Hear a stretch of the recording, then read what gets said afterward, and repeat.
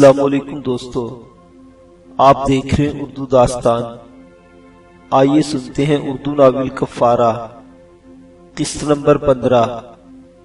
Urdu novel کفارہ کی سابقہ اقساط سننے کے لیے ڈسکرپشن میں دیے گئے لنک پر کلک کریں۔ مزید ویڈیوز کے لیے ہمارے چینل اردو داستان کو سبسکرائب کریں۔ شکریہ۔ آدھے گھنٹے بعد جب ہم وہاں سے رخصت ہوئے تو وہ دونوں حسین لڑکیاں بھی ہمارے ساتھ کار میں بیٹھی ہوئی تھی۔ گلابی لباس والی آگے تھی اور نیلے لباس والی پچھلی سیٹ پر میرے ساتھ چپکی بیٹھی تھی۔ میں سرکتا ہوا دروازے کے ساتھ لگ گیا تھا اور وہ مسلسل مجھے دبائے جا رہی تھی۔ رفیق شراب نوشی کا عادی تھا۔ ان دنوں میں بھی کبھی کبھار پی لیا کرتا تھا۔ اس رات بھی میں ان کے ساتھ بیٹھ گیا۔ ان لڑکیوں نے جب شراب نوشی کی تو مجھے زیادہ حیرت نہیں ہوئی۔ یہ شکاری لڑکیاں تھیں۔ اس قسم کے داؤ پیچ نہ کھیلے تو شکار کے ہاتھ سے نکل جانے کا اندیشہ ہوتا تھا۔ گلابی لباس والی لڑکی زیادہ ہی پھیلنے لگی تھی۔ اس کی حرکتوں سے میں خجالت سی محسوس کرنے لگا۔ میری زندگی میں کبھی کوئی عورت نہیں آئی تھی اور میں ایسی باتوں کا عادی بھی نہیں تھا، اس لیے وہاں سے اٹھ کر اپنے کمرے میں آ گیا۔ میں نے کئی روز بعد شراب پی تھی۔ انگلش وسکی اعصاب پر سوار ہونے لگی تھی۔ میں نے بستر پر لیٹ کر آنکھیں بند کر لی۔ میرا خیال تھا سو جاؤں گا تو غنودگی کی یہ کیفیت خود بخود ختم ہو جائے گی۔ ابھی چند ہی منٹ گزرے تھے کہ اپنے سینے پر بوجھ محسوس کر کے میں نے آنکھیں کھول دی اور اس کے ساتھ ہی میرا دماغ بھگ سے اڑ گیا۔ نیلے لباس والی وہ لڑکی میرے اوپر جھکی ہوئی تھی۔ میں پہلے ہی بتا چکا ہوں کہ کوئی لڑکی کبھی میرے اتنا قریب نہیں بیٹھی تھی۔ وہ جوان اور حسین لڑکی برائے نام لباس میں میرے اوپر جھکی ہوئی تھی۔ میرا دماغ پھرکی کی طرح گھومنے لگا۔ پورے جسم پر سنسنی کی کیفیت طاری ہونے لگی اور پھر میں اپنے حواس کھو بیٹھا۔ پہلے تو وہ لڑکی مجھ سے چھیڑ چھاڑ کر رہی تھی، لیکن جب میرے اندر کا حیوان جاگ گیا تو وہ مجھ سے پیچھا چھڑانے کی کوشش کرنے لگی، لیکن حیوانیت پوری طرح مجھ پر غالب آ چکی تھی۔ وہ چڑیا کی طرح پھڑ پھڑاتی رہی، بے بسی سے ہاتھ پیر مارتی اور چیختی چلاتی رہی، لیکن اپنے آپ کو اس حیوان سے نہ بچا سکی۔ اور پھر میرا راستہ بدل گیا۔ میں وہ بھیڑیا بن گیا جس کے منہ کو خون لگ چکا تھا۔ یہاں میں اپنی صفائی میں یہ ضرور کہوں گا کہ میں نے کسی شریف لڑکی کی طرف کبھی پیش قدمی نہیں کی تھی۔ صرف ان لڑکیوں پر ہاتھ ڈالتا تھا جو اپنے آپ کو خود میرے قدموں پر گراتی تھی۔ ظاہر ہے ان میں سے کسی کو بھی مجھ سے محبت نہیں تھی۔ میں تو محبت کے لیے ترستا ہی رہا۔ یہ خوبصورت لڑکیاں تو میری دولت کے لیے میرے قدموں پر جھک جاتی تھی، اور جب میں کلاش ہوتا تو یہی لڑکیاں مجھے دور ہی سے ٹھینگا دکھا دیتی۔ اور اب شبنم اور سولجر کو دیکھ کر میں کچھ عجیب سا محسوس کرنے لگا تھا۔ سولجر کے پاس دولت نہیں تھی، وہ کلاش تھا۔ غنڈہ گردی اور بدماشی اس کی روزی کا وسیلہ تھا۔ شبنم کو اس سے کوئی لالچ نہیں تھا، پھر بھی وہ رات کی تاریکی میں چوری چھپے اس سے ملنے آتی تھی۔ وہ محبت کا جذبہ تھا جس سے میں محروم تھا۔ میرے اندر تو اس جذبے کو بچپن ہی میں کچل دیا گیا تھا۔ میں یہ سب کچھ سوچ رہا تھا کہ سولجر کھانا لے کر آ گیا۔ ان خیالات کو ذہن سے جھٹک کر سیدھا ہو کر بیٹھ گیا۔ کھانے کے بعد میں اور سولجر دیر تک باتیں کرتے رہے۔ باتوں کے لیے ہمارے پاس صرف ایک ہی موضوع تھا، ملک شہاب۔ گھوم پھر کر وہی زیر بحث آ رہا تھا۔ اگلے روز شام کا اندھیرا پھیلنے کے فوراً ہی بعد میں اور سولجر گھر سے نکل کھڑے ہوئے۔ میں نے پستول پتلون کی جیب میں رکھ لیا تھا، نہ جانے کب اس کی ضرورت پڑ جائے۔ ریلوے اسٹیشن کی سیڑھیوں سے ہوتے ہوئے ہم اسٹیشن کے سامنے کی طرف آ گئے۔ وہاں سے ہمیں فوراً ہی رکشہ مل گیا۔ ہم شاہراہ قائد اعظم اور فاطمہ جناح روڈ سے ہوتے ہوئے گلبرگ روڈ پر آ گئے۔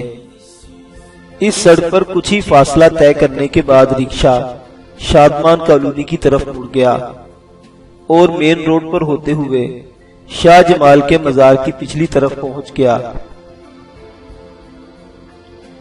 اس سے آگے دور تک شاہ جمال کالونی پھیلی ہوئی تھی۔ یہ غالباً لاہور کا سب سے قدیم ماڈرن علاقہ تھا۔ زیادہ تر پرانے طرز کی وسیع و عریض کوٹھیاں تھیں اور ماڈرن قسم کی کوٹھیاں بھی نظر آ رہی تھیں۔ ہم نے رکشہ وہیں چھوڑ دیا، کچھ دور تک پیدل چلتے رہے اور پھر ہمارے راستے الگ ہو گئے۔ میں ایک طویل چکر کاٹتا ہوا مین مارکیٹ کی طرف آ گیا۔ میرے سامنے ہی دربار ریسٹورنٹ تھا۔ میں اس کے سامنے واقع ایک اور ریسٹورنٹ میں گھس گیا اور ایک ایسی جگہ پر بیٹھ گیا جہاں سے دربار ریسٹورنٹ میں آنے جانے والوں پر نگاہ رکھ سکتا تھا۔ صرف 2 منٹ بعد ہی میں نے سولجر کو دربار ریسٹورنٹ میں داخل ہوتے ہوئے دیکھا۔ دربار ریسٹورنٹ ایک کھلے حال کی طرح تھا۔ دروازے یا شیشے وغیرہ نہیں لگے ہوئے تھے۔ اس طرح اندر بیٹھا ہوا ہر شخص میری نظروں میں تھا، جبکہ میں جس ریسٹورنٹ میں بیٹھا تھا وہ دربار ریسٹورنٹ کے مقابلے میں قدرے معیاری تھا۔ اس میں شیشے کے دروازے لگے ہوئے تھے۔ میں جس میز پر بیٹھا تھا وہ دروازے کے قریب تھی۔ سولجر نے بتایا تھا کہ ملک شہاب والی کوٹھی یہاں سے زیادہ دور نہیں تھی، اور اس بات کا بھی اندیشہ تھا کہ میں اس کے کسی آدمی کی نظروں میں نہ آ جاؤں۔ اس وقت 7:15 بجے تھے۔ میں چائے کی چسکیاں لیتا ہوا نہ صرف سامنے والے ریسٹورنٹ پر نگاہ رکھے ہوئے تھا بلکہ محتاط نگاہوں سے ادھر ادھر بھی دیکھ رہا تھا۔ 7:30 بجے کے قریب دربار ریسٹورنٹ میں داخل ہونے والا ایک آدمی سولجر کی میز کے سامنے رک گیا۔ سولجر نے اٹھ کر اس سے ہاتھ ملایا تھا، جس سے مجھے سمجھنے میں دیر نہیں لگی کہ وہ ملک شہاب کا ڈرائیور تھا۔ اس کی عمر 40 اور 45 کے درمیان رہی ہوگی۔ دراز قامت، کسرتی بدن اور کلین شیو۔ تھوڑی پر دائیں طرف زخم کا تقریباً 1 انچ لمبا پرانا نشان تھا جو دور ہی سے نظر آ رہا تھا۔ مجموعی طور پر وہ شکل ہی سے کچھ اچھا آدمی نہیں لگتا تھا۔ وہ سولجر کے سامنے دوسری کرسی پر بیٹھ گیا۔ چند منٹ تک باتیں کرتے رہے، پھر وہ دونوں اٹھ کر ریسٹورنٹ سے باہر نکل گئے۔ سولجر نے دروازے کے قریب کاؤنٹر پر رک کر اپنی چائے کا بل ادا کر دیا تھا۔ میں وہاں بیٹھا سولجر کی واپسی کا انتظار کرتا رہا۔ تقریباً آدھا گھنٹہ گزر گیا اور پھر گزرنے والے ہر لمحے کے ساتھ میری بے چینی بھی بڑھنے لگی۔ ذہن میں طرح طرح کے خیالات آ رہے تھے۔ 15 منٹ اور گزر گئے اور پھر سولجر کو ریسٹورنٹ کے سامنے دیکھ کر میرے منہ سے گہرا سانس نکل گیا۔ سولجر چند لمحے وہاں کھڑا ادھر ادھر دیکھتا رہا، پھر ایک طرف چل پڑا۔ میں نے بھی اپنی جگہ سے اٹھ کر چائے کا بل ادا کیا اور ریسٹورنٹ سے نکل کر سولجر کے پیچھے چل پڑا۔ وہ مجھ سے تقریباً 20 گز آگے تھا۔ مارکیٹ سے نکل کر ایک گلی کے موڑ پر میں نے اسے جا لیا۔ سولجر میرے انتظار میں وہیں رک گیا تھا۔ تمہارا اندازہ درست نکلا روفی باؤ، سولجر نے میری طرف دیکھتے ہوئے کہا۔ ملک شہاب اس کوٹھی میں ہے، اس کے ساتھ 2 آدمی اور بھی ہیں، ایک پشاور سے آیا ہوا ہے۔ تمہاری نوکری کا کیا بنا؟ میں نے پوچھا۔ اس نے 2 دن بعد بلایا ہے۔ لیکن کیا؟ میں نے سوالیہ نگاہوں سے اس کی طرف دیکھا۔ 2 دن بعد وہ مجھے کام بتائے گا، لیکن وہ مجھ سے مختلف لوگوں کے بارے میں پوچھتا رہا، خاص طور پر تمہارے بارے میں۔ اور تم نے کیا بتایا؟ تمہارا نام سنتے ہی میں غصے میں آ گیا تھا۔ میں نے کہا کہ میں تو پہلے ہی تمہیں تلاش کرتا پھر رہا ہوں، تم کہیں مل جاؤ تو میں تمہاری گردن مروڑ دوں۔ ملک شہاب نے کہا کہ میں تمہاری گردن نہ مروڑوں، بلکہ اگر تم کہیں نظر آ جاؤ تو اسے اطلاع دے دوں، باقی کام وہ خود سنبھال لے گا۔ اب کیا پروگرام ہے؟ میں نے پوچھا۔ واپس چلیں، سولجر نے کہا۔ ابھی نہیں، میں نے کہا۔ یہاں کوئی ایسی جگہ ہے جہاں ٹیلی فون ہو؟ میرے ساتھ آؤ۔ سولجر مجھے مارکیٹ کے پچھلی طرف ایک اسٹیٹ ایجنسی کے دفتر میں لے گیا۔ راستے میں اس نے مجھے ملک شہاب کی کوٹھی کا نمبر وغیرہ بتا دیا تھا۔ اسٹیٹ ایجنسی میں ایک ادھیڑ عمر دبلا پتلا سا آدمی بیٹھا ہوا تھا۔ اس نے لٹھے کی میلی سی دھوتی اور میلا سا کرتا پہن رکھا تھا۔ 2-3 دن کا شیو بھی بڑا ہوا تھا۔ میں نے اس سے فون کرنے کی اجازت طلب کی اور فون میز کے ایک کونے پر سرکا لیا۔ سولجر نے بوڑھے کو باتوں میں الجھا دیا اور میں ایس پی سعید کے دفتر کا نمبر ڈائل کرنے لگا۔ یہ میری خوش قسمتی تھی کہ ایس پی سعید اس وقت اپنے دفتر میں موجود تھا۔ میں نے پہلے اسے اپنے بارے میں بتایا، پھر کہا، ملک شہاب کے بارے میں کیا خیال ہے سر جی؟ وہ لاہور ہی میں کسی جگہ روپوش ہے اور اس کی تلاش جاری ہے۔ تم فکر مت کرو، وہ جلد ہی ہماری گرفت میں آ جائے گا۔ میں نے اس کا ٹھکانہ معلوم کر لیا ہے سر جی۔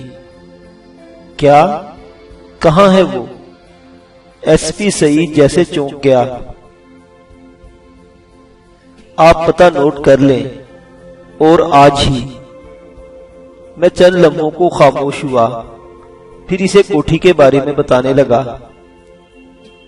کیا یہ اطلاع درست ہے؟ ایس پی سعید نے پوچھا۔ کیا ٹرک والی اطلاع غلط تھی؟ میں نے کہا۔ میں اس جگہ کے قریب ہی موجود ہوں گا سر جی۔ ٹھیک ہے۔ دوسری طرف سے میری بات کاٹ دی گئی اور پھر ایس پی سعید تقریباً 5 منٹ تک باتیں کرتا رہا، پھر فون بند کر دیا۔ میں نے ریسیور رکھ کر بوڑھے کی طرف دیکھا۔ سولجر بہت عقل مند ثابت ہوا تھا۔ اس نے بوڑھے کو اس طرح باتوں میں الجھا رکھا تھا کہ وہ میری فون پر ہونے والی گفتگو پر توجہ نہیں دے سکا تھا۔ میں بھی ان کی باتوں میں شامل ہو گیا۔ سولجر اس سے اس علاقے میں پراپرٹی کے اتار چڑھاؤ کے بارے میں پوچھ رہا تھا۔ اس کا انداز ایسا تھا جیسے وہ اس علاقے میں کوئی کوٹھی کرائے پر لینے کا ارادہ رکھتا ہو۔ میرا خیال تھا کہ ایس پی سعید کو ملک شہاب کی کوٹھی پر چھاپا مارنے میں کم از کم 1.5-2 گھنٹے ضرور لگیں گے، اور میں زیادہ سے زیادہ دیر تک یہاں بیٹھنا چاہتا تھا۔ اگر بالفرض اس بوڑھے نے میری کوئی بات سن بھی لی تھی تو اس وقت تک یہاں بیٹھا رہے جب تک کوئی کوٹھی پر چھاپا نہیں مارنے جاتا۔ تقریباً 1 گھنٹہ گزر گیا۔ بوڑھا کچھ بے چین ہونے لگا تھا۔ اس نے 2 مرتبہ کہا بھی تھا کہ وہ اپنی دکان بند کرنا چاہتا ہے، مگر سولجر اسے پھر باتوں میں الجھا لیتا۔ اس نے بوڑھے کی دکھتی رگ پکڑ لی تھی۔ بوڑھے کو سیاست پر بات کرنے کا شوق تھا اور سولجر اس موضوع کو طول دیتا جا رہا تھا۔ 10:30 بج گئے۔ بوڑھے کی بے چینی بڑھ گئی تھی۔ بالآخر اس نے میز کے ایک دراز سے چابیوں کا گچھا نکال لیا اور اٹھ کر کھڑا ہوا۔ پتر، اب مجھے دکان بند کرنی ہے، وہ سولجر کی طرف دیکھتے ہوئے بولا۔ ویسے تم میری پسند کے آدمی ہو، دن کے وقت کسی دن آنا تو تم سے باتیں ہوں گی۔ ضرور آؤں گا چاچا، سولجر نے جواب دیا۔ ایسے آدمیوں سے بات کرنے میں مزہ آتا ہے جو تمہاری طرح سیاست کی اونچ نیچ کو سمجھتے ہوں۔ ویسے تم آئندہ الیکشن میں کھڑے کیوں نہیں ہو جاتے چاچا؟ کونسلر تو بن ہی جاؤ گے۔ یہ سیاست بڑی گندی چیز ہے پتر، اچھے بھلے شریف آدمی کو بھی گندا کر دیتی ہے، بوڑھے نے جواب دیا اور میز کے پیچھے سے نکل کر دروازے کے قریب آ گیا۔ گویا اب ہمارے لیے وہاں رکنے کی کوئی گنجائش نہیں تھی۔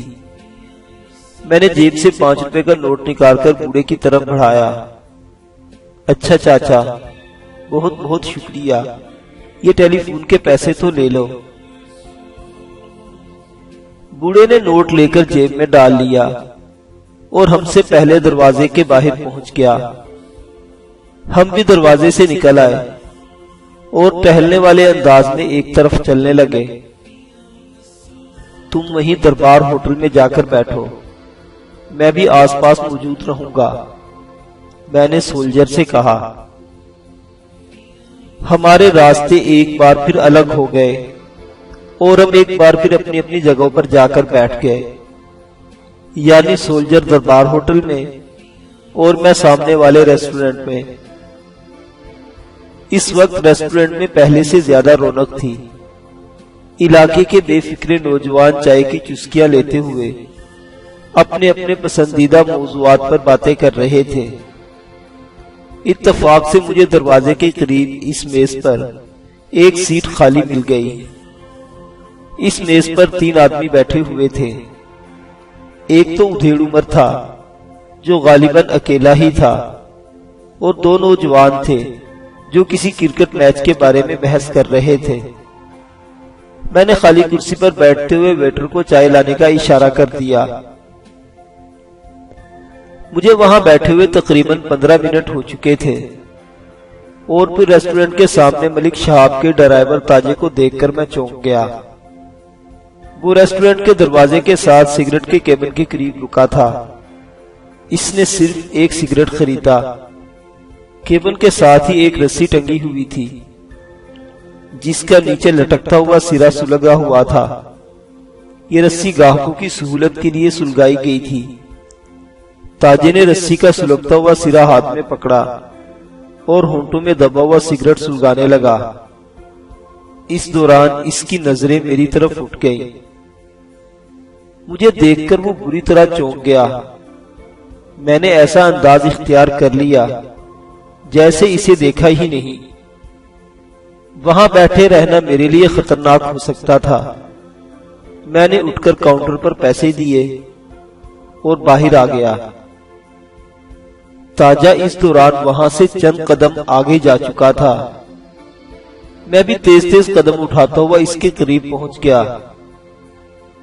اس نے پہلے مڑ کر دیکھا اور مجھے اپنے قریب دیکھ کر غالباً دوڑنا چاہتا تھا۔ میں نے اس کا ہاتھ پکڑ لیا۔ بظاہر میرا انداز دوستانہ تھا، مگر گرفت بڑی مضبوط تھی۔ میرا دوسرا ہاتھ جیب میں رکھے ہوئے پستول پر ہے۔ میں نے مدھم لہجے میں کہا، اگر بھاگنے کی کوشش کی تو گولی مار دوں گا، خاموشی سے میرے ساتھ چلتے رہو۔ تم نے اس علاقے میں آ کر بہت بڑی غلطی کی ہے روفی باؤ، تاجے نے کہا۔ تم لوگ مجھے بیڈن روڈ کے آس پاس تلاش کر رہے تھے، میں نے سوچا خود ہی یہاں چلا آؤں، تم لوگوں کو مزید زحمت نہ ہو۔ اب دائیں طرف گلی میں مڑ جاؤ۔ میں نے اس کا ہاتھ چھوڑ دیا۔ تم آ تو گئے ہو، زندہ واپس نہیں جاؤ گے۔ ملک شہاب کے کئی آدمی اس طرف موجود ہیں، وہ تمہیں گھیر کر کتے کی موت مار ڈالیں گے، تاجے نے گلی میں مڑتے ہوئے کہا۔ وہ گلی کافی کشادہ تھی، دونوں طرف پرانی طرز کے بڑے بڑے بنگلے تھے اور گلی سنسان تھی۔ میں نے پستول جیب سے نکال لیا، جو تاجے نے بھی دیکھ لیا تھا۔ اگر اس کا بھاگنے کا کوئی ارادہ تھا تو پستول دیکھ کر بدل گیا ہوگا۔ ابھی کچھ دیر میں ملک شہاب اور اس کے آدمی پاگل کتوں ہی کی طرح بھاگنے کی کوشش کریں گے، مگر انہیں کسی طرف سے راستہ نہیں ملے گا۔ میں نے کہا، کیا مطلب؟ اس نے گردن گھما کر میری طرف دیکھا۔ مطلب تھوڑی دیر میں تمہاری سمجھ میں آ جائے گا۔ اس وقت تک ہم انہی گلیوں میں ٹہلتے رہیں گے۔ ویسے اس وقت کوٹھی میں ملک شہاب کے ساتھ کون کون ہے؟ اور جو آدمی پشاور سے آیا ہوا ہے وہ کون ہے؟ کیا؟ وہ بری طرح اچھل پڑا۔ تمہیں کیسے پتا چلا کہ ملک شہاب یہاں کسی کوٹھی میں ہے اور اس کے پاس پشاور سے بھی آیا ہوا کوئی مہمان ہے؟ میں تمہیں یہ بھی بتا سکتا ہوں کہ ملک شہاب نے رات کے کھانے میں کیا کھایا تھا۔ میں نے جواب دیا، ملک کے آدمی شکاری کتوں کی طرح مجھے پورے شہر میں تلاش کرتے پھر رہے ہیں۔ وہ لوگ تو میرے بارے میں کچھ نہیں کر سکے، لیکن میں نے ملک کے بارے میں بہت کچھ۔ میرا جملہ مکمل نہیں ہو سکا۔ پیچھے کسی گلی میں پہلے ایک فائر ہوا اور پھر فضا مسلسل ترتراہٹ کی آواز سے گونج اٹھی۔ تاجہ بری طرح بدحواس ہو گیا۔ گھبراؤ نہیں، تم بالکل محفوظ ہو، میں نے اپنی بات جاری رکھتے ہوئے کہا۔ ملک شہاب اور اس کے آدمی اس وقت پولیس کے گھیرے میں آ چکے ہیں۔ جو بھی بھاگنے کی کوشش کرے گا مارا جائے گا۔ تم خوش قسمت ہو کہ میں نے تمہیں اس طرف جانے سے روک دیا تھا۔ پولیس؟ تاجہ ہکلا گیا۔ تمہیں کیسے پتا چلا کہ یہ پولیس ہے؟ مجھے نہیں تو کیا تمہیں پتا ہوتا؟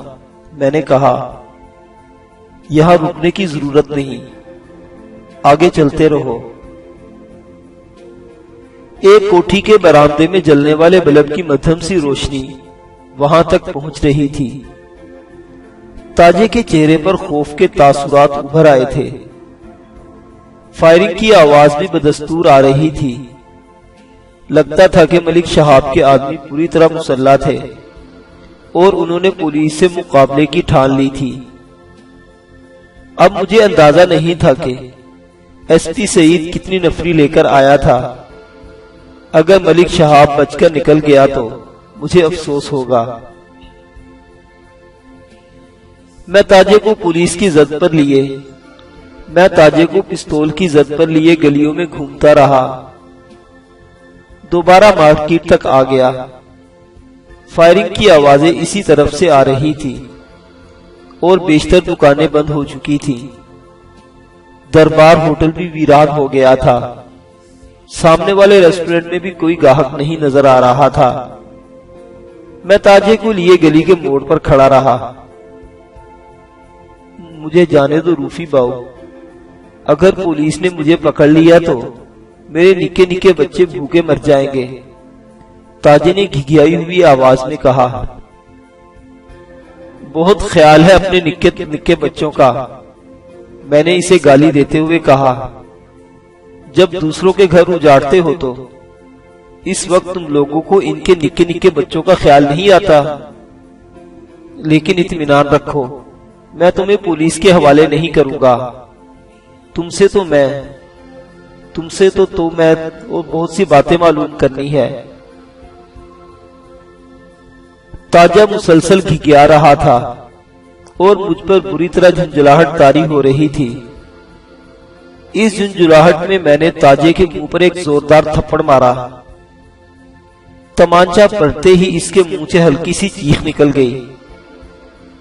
میرا خیال تھا اب وہ خاموشی سے کھڑا رہے گا، لیکن دوسرے ہی لمحے اس نے میرے اوپر چھلانگ لگا دی۔ اس نے دونوں ہاتھوں سے میرا پستول والا ہاتھ پکڑ لیا۔ وہ میرے ہاتھ کو موڑنے کی کوشش کر رہا تھا، ٹھیک اسی وقت سولجر کسی طرف سے دوڑتا ہوا وہاں پہنچ گیا۔ اس نے آتے ہی تاجے کی گردن پر زوردار ہاتھ رسید کیا۔ تاجا چیخ کر نیچے گرا، لیکن میرا پستول والا ہاتھ اب بھی اس نے گرفت میں لے رکھا تھا۔ میری انگلی ٹریگر پر تھی۔ جھٹکا لگنے سے ٹریگر دب گیا۔ گولی تاجے کی ٹانگ پر لگی۔ وہ چیخ اٹھا۔ میرا ہاتھ اس کی گرفت سے چھوٹ گیا۔ میں ایک جھٹکے سے سیدھا ہو گیا۔ اسی وقت گلی کے دائیں موڑ کی طرف سے دوڑتے ہوئے قدموں کی آواز سنائی دی۔ میں نے سولجر کو اشارہ کیا اور تاجے کو وہیں چھوڑ کر دوسری طرف بھاگ کھڑے ہوئے۔ اگلا موڑ گھومتے ہی ہم ایک بنگلے کی دیوار پھاند کر اندر گھس گئے۔ یہ بنگلہ یا تو خالی تھا یا مکینوں نے خوف کے مارے ساری بتیاں بجھا رکھی تھی۔ ہم دونوں پودوں کی آڑ میں دبکے رہے۔ اس کے تھوڑی ہی دیر بعد دو آدمی گلی میں دوڑتے ہوئے بنگلے کے سامنے سے گزر گئے۔ میں نے سولجر کو اشارہ کیا اور ہم دونوں دیوار پھاند کر دوبارہ گلی میں آ گئے اور تیز تیز قدموں سے اس طرف چلنے لگے جہاں تاجے کو چھوڑا تھا۔ تاجا غائب ہو چکا تھا۔